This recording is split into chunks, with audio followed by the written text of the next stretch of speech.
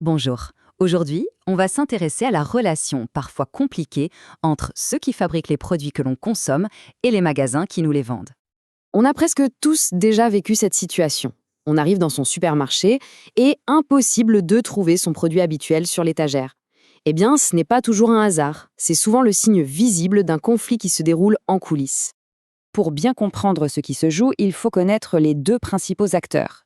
D'un côté, il y a le producteur, celui qui fabrique l'article, de l'autre, le distributeur, donc le magasin qui va le vendre.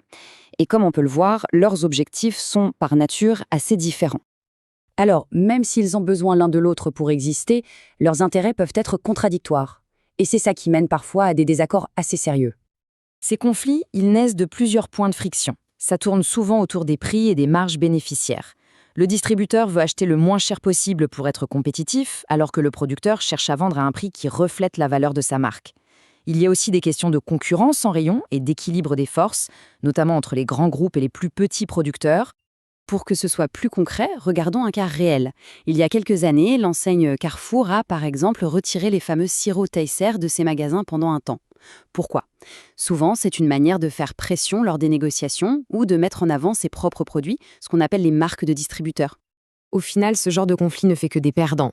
Le producteur, bien sûr, qui perd un canal de vente essentiel, le distributeur, qui prend le risque de mécontenter les clients fidèles à cette marque, et puis, à la fin, le consommateur, qui ne trouve plus son produit ou qui pourrait voir les prix augmenter.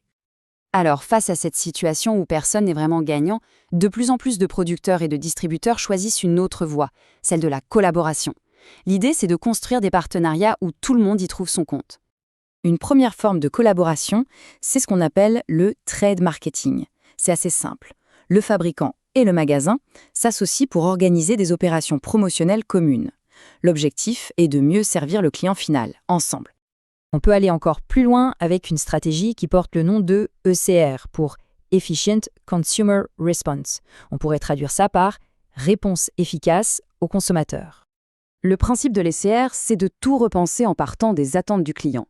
De la production à la mise en rayon en passant par la gestion des stocks, tout est optimisé pour un seul but, que le consommateur trouve toujours le bon produit, au bon moment et au juste prix. Et pour que ça fonctionne, la technologie est essentielle.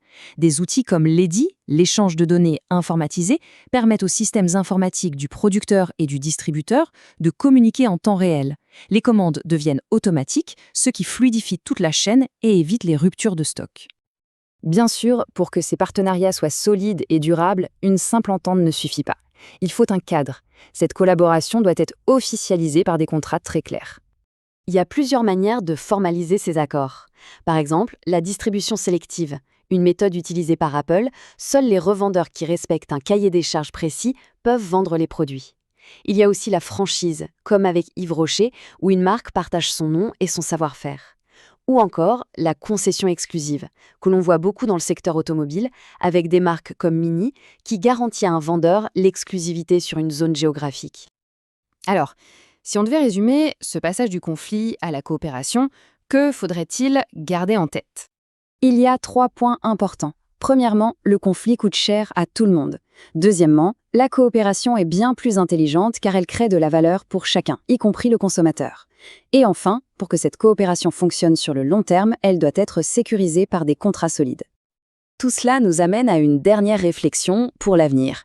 Avec l'essor incroyable du e-commerce, on peut se demander comment ces relations historiques entre fabricants et vendeurs vont devoir s'adapter et se réinventer.